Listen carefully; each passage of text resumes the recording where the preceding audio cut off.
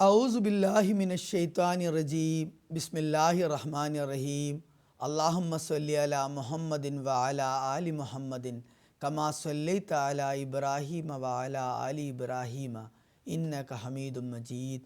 അല്ലാഹുമ്മ ബാരിക് അലാ മുഹമ്മദിൻ വ അലാ ആലി മുഹമ്മദിൻ കമാ ബാരക്ത അലാ ഇബ്രാഹീമ വ അലാ ആലി ഇബ്രാഹീമ ഇന്നക ഹമീദും മജീദ്. റമദാൻ ദർസിൽ ഇന്നത്തെ വിഷയം റമദാനും പരിശുദ്ധ ഖുർആനും എന്നതാണ്. ഒരു ഹദീസിൽ ഇപ്രകാരം വന്നിരിക്കുന്നു: അൻ ഇബ്നു അബ്ബാസിൻ റളിയല്ലാഹു അൻഹു ഖാല കാനൻ നബിയു സല്ലല്ലാഹു അലൈഹി വസല്ലമ അജ്വദൻ നാസി ബിൽ ഖൈരി വകാന അജ്വദ മാ യകൂനു ഫി റമദാന ഹീന യൽഖാഹു ജിബ്രീലു വകാന ജിബ്രീല യൽഖാഹു കുല്ല ലൈലത്തിൻ മിൻ റമദാന ഹത്താ യൻസലിഖ യഅ്രിദു അലൈഹി നബിയ്യു വഫി റിവായത്തിൻ യുദാരിസിഹിൽ ഖുർആൻ ഫഇസാ ലഖിയഹു ജിബ്രീൽ കാന അജ്വദ ബിൽ ഖൈരി മിനർ റീഹിൽ മുർസല. ബുഖാരി കിതാബു സൗം. തർജുമ: ഹദരത്ത് ഇബ്നു അബ്ബാസ് റളിയല്ലാഹു അൻഹുവിൽ നിന്ന് നിവേദനം, തിരുനബി സല്ലല്ലാഹു അലൈഹി വസല്ലം റമദാൻ്റെ മാസത്തിൽ സാധാരണയേക്കാൾ കൂടുതലായി ദാനധർമ്മങ്ങൾ ചെയ്യുമായിരുന്നു. ജിബ്രീൽ അലൈഹിസ്സലാം റമദാനിൽ എല്ലാ രാത്രിയിലും തിരുനബി അലൈഹി വസല്ലമയെ വന്ന് കാണുമായിരുന്നു. അത് റസൂലുള്ളാഹി സ്വല്ലല്ലാഹു അലൈഹി വസല്ലമയുടെ വഫാത്ത് വരെയും തുടർന്നു. റസൂൽ കരീം സ്വല്ലല്ലാഹു അലൈഹി വസല്ലം ജിബ്രീൽ അലൈഹി സ്വലാമിന് വിശുദ്ധ ഖുർആൻ പാരായണം ചെയ്ത് കേൾപ്പിക്കുമായിരുന്നു. മറ്റൊരു നിവേദനത്തിൽ വന്നിട്ടുള്ളത്, ജിബ്രീൽ അലൈഹി സ്വലാമും റസൂലുള്ളാഹി സ്വല്ലല്ലാഹു അലൈഹി വസല്ലമും റമദാനിൽ വിശുദ്ധ ഖുർആൻ ഒരാവർത്തി പൂർണ്ണമായും ഓതി തീർക്കാറുണ്ടായിരുന്നു. ആ സമയത്ത് റസൂലുള്ളാഹി സ്വല്ലല്ലാഹു അലൈഹി വസല്ലം മഴമേഘങ്ങൾ കൊണ്ടുവരുന്ന കൊടുങ്കാറ്റ് കണക്കെ ശീഘ്രമായി ഒരുപാട് ദാനധർമ്മങ്ങൾ ചെയ്യാറുണ്ടായിരുന്നു. നമുക്കറിയാം, റമദാനും വിശുദ്ധ ഖുർആനും തമ്മിൽ അഭേദ്യമായ ബന്ധമുണ്ട്. വിശുദ്ധ ഖുർആനിൽ റമദാനെക്കുറിച്ച് പ്രതിപാദിച്ചെടുത്ത് അല്ലാഹു സുബ്ഹാനഹു തആല പറഞ്ഞത് ഷഹ്റു റമദാൻ അല്ലസീ ഉൻസില ഫീഹിൽ ഖുർആൻ എന്നാണ്. അതായത് റമദാൻ മാസത്തിലാണ് വിശുദ്ധ ഖുർആൻ ഇറങ്ങിയത് എന്നാണ്. ഇതിന് രണ്ട് വിവക്ഷകളുണ്ട്. റമദാൻ മാസത്തിലാണ് വിശുദ്ധ ഖുർആൻ്റെ അവതരണം ആരംഭിച്ചതെന്നും റമദാൻ മാസത്തിൽ വിശുദ്ധ ഖുർആൻ പൂർണ്ണമായും അവതരിക്കപ്പെട്ടു എന്നും രണ്ട് വിവക്ഷകളുണ്ട്.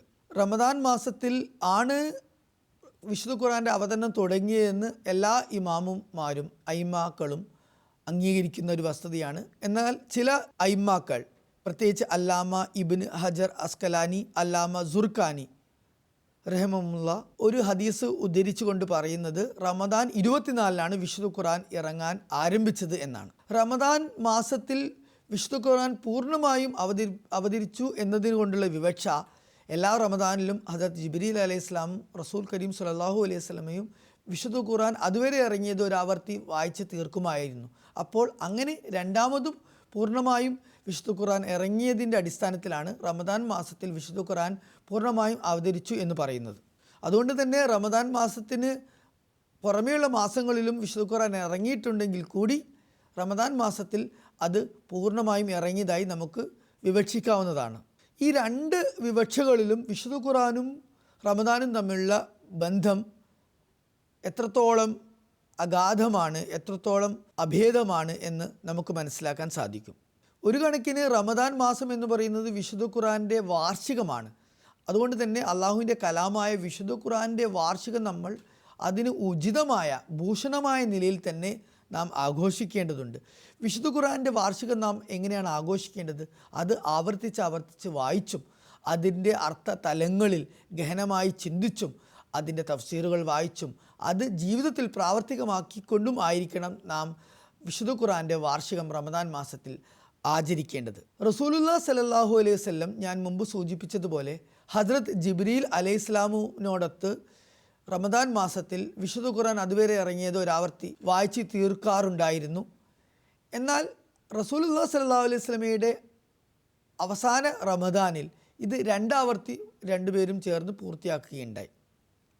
ഒരു ഹദീസിൽ ഇപ്രകാരം വന്നിരിക്കുന്നു: ഹദ്രത്ത് ഫാത്തിമ റളിയല്ലാഹു അൻഹയോട് റസൂലുള്ളാഹി സ്വല്ലല്ലാഹു അലൈഹി വസല്ലം മരണശയ്യയിലായിരിക്കുമ്പോൾ, അവസാന ആസന്നമായ അവസ്ഥയിലായിരിക്കുമ്പോൾ പറയുകയുണ്ടായി, ജിബ്രീൽ അലൈഹി ഇസ്ലാമും ഞാനും എല്ലാ റമദാനിലും വിശുദ്ധ ഖുർആൻ ഒരാവർത്തി വായിച്ച് തീർക്കാറുണ്ട്. എന്നാൽ ഇത്തവണ റമദാനിൽ അത് രണ്ടാവർത്തി പൂർത്തിയാക്കുകയുണ്ടായി. അതുകൊണ്ട് തന്നെ എൻ്റെ മരണം അടുത്തിരിക്കുന്നു എന്ന് ഞാൻ മനസ്സിലാക്കുന്നു എന്ന് പറയുകയുണ്ടായി.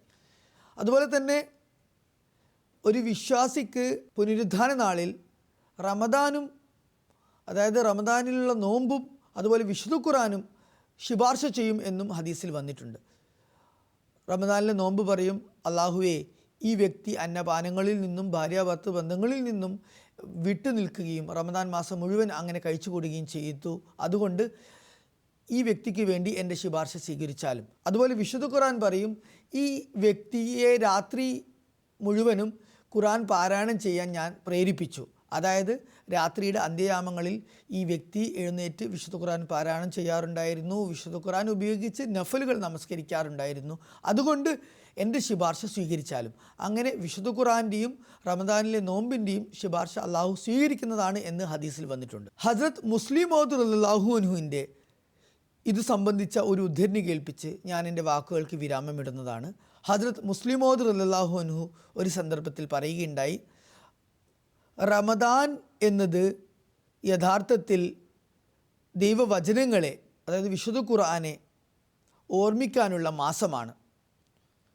റസൂൽ കരീം സല്ലല്ലാഹു അലൈഹി വസല്ലം അതുകൊണ്ട് തന്നെ ഈ ഒരു മാസം വിശുദ്ധ ഖുർആൻ ഒരുപാട് പാരായണം ചെയ്യാറുണ്ടായിരുന്നു. അതുകൊണ്ട് ആണ് നാമും വിശുദ്ധ ഖുർആൻ്റെ ദർസുകൾ ഈ മാസത്തിൽ പ്രത്യേകമായി നൽകുന്നത്. സുഹൃത്തുക്കൾ, ഈ മാസം വളരെയധികം വിശുദ്ധ ഖുർആൻ പാരായണം ചെയ്യേണ്ടതുണ്ട്. വിശുദ്ധ ഖുർആൻ്റെ അർത്ഥങ്ങളിൽ പരിചിന്തനം നടത്തേണ്ടതുണ്ട്. അങ്ങനെ വിശുദ്ധ ഖുർആൻ മുഖേന നമുക്ക് ത്യാഗത്തിൻ്റെ ഒരു മനോഭാവം ഉളവാകുന്നതാണ്. ആ ഒരു ത്യാഗ മനോഭാവം കൂടാതെ ഒരു സമുദായവും പുരോഗതി കൈവരിക്കുന്നതല്ല. തഫ്സീർ കബീർ സൂറ ബഖറ പേജ് നമ്പർ 393. വാഖിർ ദവാന അനിൽ ഹംദുലില്ലാഹി റബ്ബിൽ ആലമീൻ.